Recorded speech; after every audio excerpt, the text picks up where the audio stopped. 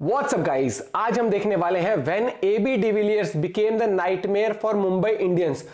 तो भाई ऐसे मैच के बारे में पूरी डिटेल में बात होगी जिसमें एबी डिविलियर्स ने होश उड़ा देता। और कौन कौन एबी डिविलियर्स का भाई साहब जबरा फैन है कमेंट में जरूर बताना भाई, क्योंकि बहुत लोगों को आइडल प्लेयर है भाई यार। तो करेंगे साथ में एंजॉय। ओरिजिनल वीडियो का लिंक है डिस्क्रिप्शन में, चैनल पे तो प्लीज सब्सक्राइब, वीडियो कर दें लाइक। 1 2 3 गो।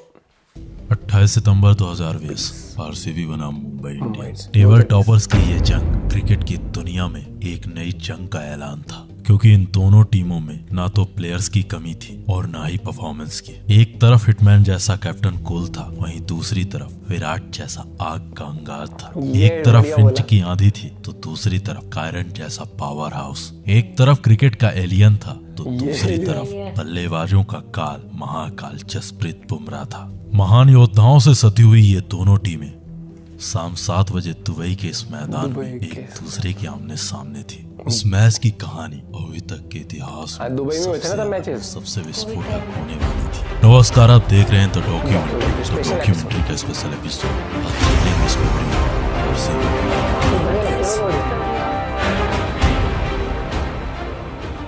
दोनों टीमों के कप्तान अब टॉस के लिए मैदान में थे। सिक्का मुंबई के कप्तान रोहित के पक्ष में गया। ड्यू फैक्टर को ध्यान में रखते हुए कप्तान हिटमैन ने टॉस जीतकर पहले गेंदबाजी करने का फैसला सुनाया। पहले बल्लेबाजी का न्योता पाकर बेंगलुरु ने युवा देवदत्त के साथ अनुभवी एरॉन फिंच को मैदान में उतार दिया। मुंबई ने एक छोर से ट्रेंट बोल्ट तो वहीं दूसरे छोर से जेम्स पैटिंसन के साथ शुरुआत की। शुरुआती 3 ओवर में आरसीबी के बल्लेबाजों ने महज 18 गेंदों में 26 रन कूट दिए। बेंगलुरु के ये बल्लेबाज मुंबई के गेंदबाजों को शुरुआत से ही घेरना प्रारंभ कर दिया। अपने पेस अटैक को विफल होते देख कप्तान हिटमैन ने अपने स्पिनर्स को अटैक पर उतार दिया, परंतु फिंच के सामने रोहित के ये सारे दाव अब फेल होते हुए नजर आ रहे थे। फिंच ने पहले राहुल चहर को बैक टू बैक 3 बड़े चौके लगाकर रोहित प्लान बी को पूरी तरह फेल कर दिया। अब पावर प्ले के समाप्ति तक आरसीबी के खाते में महज 36 गेंदों में 60 के करीब रन थे। फिंच की मार अब लगातार जारी थी। कप्तान हिटमैन का हर प्लान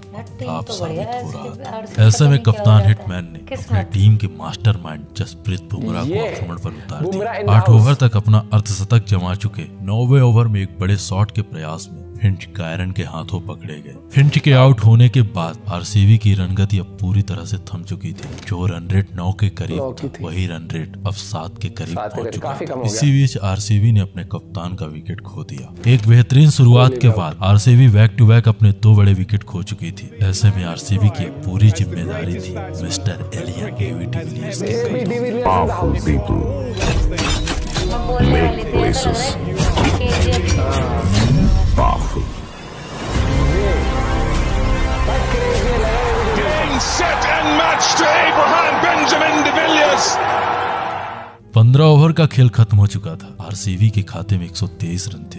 ऐसे में आरसीबी को उम्मीद थी एक महाविस्फोटक फिनिश की।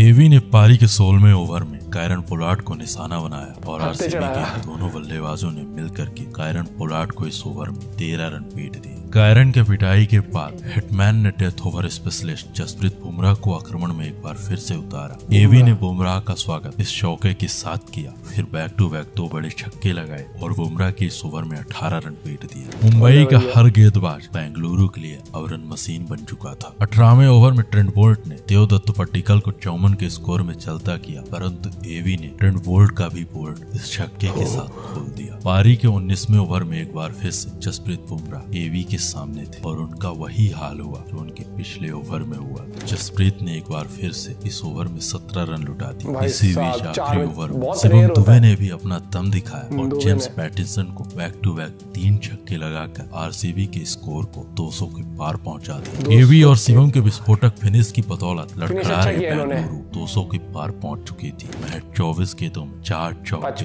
4 छक्के लगाकर 55 रन बनाए। वहीं शिवम दुबे ने 10 गेंदों में 27 रन बनाए। ये रहा आरसीबी के बल्लेबाजों का स्कोर कार्ड। 201 बनाए इन्होंने।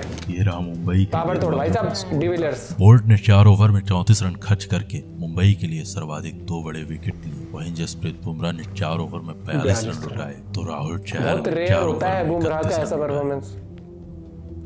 और काफी निखरा अब भी है मुंबई के सामने 120 गेंदों में 202 रनों की चुनौती थी। 202 रनों के लक्ष्य के भेदन के लिए मुंबई अपने कप्तान और अफ्रीकन डायनामाइट क्यूडीके के साथ मैदान में उतरी। इन दोनों बल्लेबाजों ने बेंगलुरु के गेंदबाजों को पहले ही ओवर से पीटना प्रारंभ कर दिया था। क्यूडीके और रोहित ने पहले ओवर में 14 रन उड़ाए, परंतु पारी के दूसरे ओवर में वाशिंगटन सुंदर ने रोहित को अपने जाल में फंसाकर मुंबई को पहला बड़ा झटका दे दिया। पारी के तीसरे ओवर में उदाना ने मुंबई के सूर्य को अस्त कर बेंगलुरु को एक नया सवेरा दे दिया। मुंबई के बल्लेबाज बेंगलुरु के गेंदबाजों के सामने पानी मांग रहे थे। पहले हिटमैन, फिर सूर्या और क्यूडीके, ये तीनों अपने विकेट फेंक चुके थे। एक विस्फोटक फिनिश की उम्मीद में मुंबई मैदान में उतरती है, परंतु इस खराब शुरुआत के साथ मुंबई इस रन चेज में बेहद पिछड़ चुकी थी। Required run rate current run rate से अब दुगना हो चुका था। ऐसे हालात में मुंबई के दो युवा बल्लेबाज मुंबई के लिए मैदान में थे। इन दोनों बल्लेबाजों ने पहले मुंबई के स्कोर 10 ओवर में 60 के पार पहुंचाया। ऐसे में मुंबई को जरूरत थी अगले 60 गेंदों में 149 रनों की। पारी के 11वें ओवर में ईशान ने नवदीप सैनी का स्वागत इस छक्के के साथ किया। इस बड़े प्रहार के चलते नवदीप सैनी के इस ओवर में मुंबई के लिए 14 रन आए। मुंबई थोड़ी बहुत बढ़त की ओर बढ़ ही रही थी कि रास्ते में चंपा ने जंप करके हार्दिक को अपने जाल में फंसा लिया। बेंगलुरु का आक्रमण मुंबई पर जारी था। मुंबई बैक टू बैक अपने विकेट खो रही थी। उधर रिक्वायर्ड रन रेट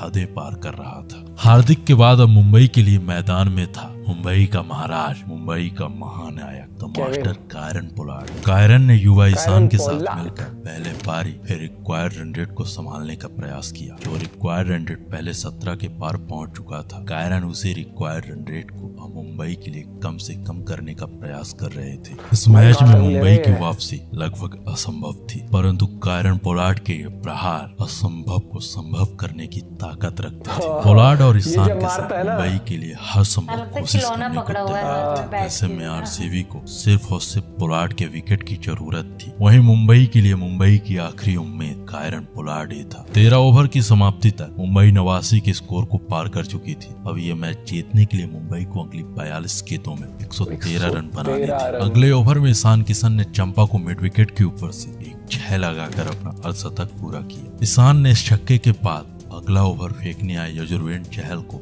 एक बार फिर से एक बड़ा छक्का लगाकर युवा होने का जोश दिखाया। इधर ईशान की पिटाई जारी थी, उधर कैरिबियन पावर पोलार्ड ने भी अपने हाथ खोलने प्रारंभ कर दिए थे। अब 15 ओवर का खेल खत्म हो चुका था। मुंबई के खाते में 112 रन थे और मुंबई की सारी उम्मीदें युवा किशन के साथ कायरन पोलार्ड से थी। रिक्वायर्ड रन रेट अब 18 के पार पहुंच चुका था और 16 ओवर का खेल खत्म हो चुका था। मुंबई के खाते में 122 रन थे। ऐसे में 17वां ओवर फेंकने आए चंपा को कायरन ने चौके के साथ चंपा का स्वागत किया। फिर अगली 2 गेंदों में 2 बड़े छक्के लगाकर चंपा के इस ओवर में 27 रन लूट लिए। कायरन का विस्फोटक अंदाज में जारी था। चंपा की कायरन के सामने एक भी ना चली। कायरन चंपा को अपना शिकार बना चुके थे। चंपा की जबरदस्त पिटाई के बाद कायरन का अगला शिकार था चतुर चालाक चहल। कायरन ने इस छक्के के साथ चतुर चालाक चहल का स्वागत किया और इस छक्के के साथ चहल के चतुराई का आनंद उठाया। कायरन ने बैक टू बैक पिछले 2 ओवर में 49 रन लूट लिए। कायरन का बल्ला मुंबई की आखिरी उम्मीद नहीं बल्कि बेंगलुरु के लिए बेंगलुरु का महाकाल बन चुका था। एक असंभव से दिख रहे लक्ष्य को कायरन ने पूरी तरह पलट कर रख दिया। अब ये मैच जीतने के लिए मुंबई को अगली 12 गेंदों में 31 रन की जरूरत थी। के अगले ओवर में मुंबई महज 12 रन बना पाती है। ऐसे में इस लक्ष्य को चेज करने के लिए आखिरी 6 गेंदों में जरूरत थी 19 रन। इसरो उदाना के शुरुआती 2 गेंदों में 2 रन, फिर अगली 2 गेंदों पर ईशान किशन ने बैक टू बैक 2 छक्के लगाए और बेंगलुरु की ओर बढ़ रहा ये मैच अब पूरी तरह मुंबई की ओर आ चुका था। परंतु इसरो ने इस बॉल के साथ आरसीबी का पलटवार जारी रखा। ईशान किशन अब 99 पर आउट हो चुके थे। ईशान किशन की इस विस्फोटक पारी ने सबका दिल जीत लिया था। अब इंडियंस को जरूरत थी आखिरी बॉल पर 5 रनों की। आखिरी बॉल पर एक छक्के की उम्मीद कर रहे मुंबई के प्रशंसक मैच 4 रन पाते हैं। कायरन ने चौके के साथ मैच को ड्रॉ करा दिया। 40 ओवर का खेल खत्म हो चुका था, लेकिन अभी भी मैच का कोई विजेता घोषित नहीं हुआ। दोनों टीमों ने विस्फोटक संघर्ष किया, परंतु ना तो किसी टीम की विजय हुई और ना ही किसी की पराजय। ऐसे में गेम सुपर ओवर तक पहुंच चुका था। सुपर ओवर में मुंबई इंडियंस ने हार्दिक के साथ कायरन को मैदान में उतारा, परंतु ये दोनों बल्लेबाज सुपर ओवर में मैच 6 रन बना पाते।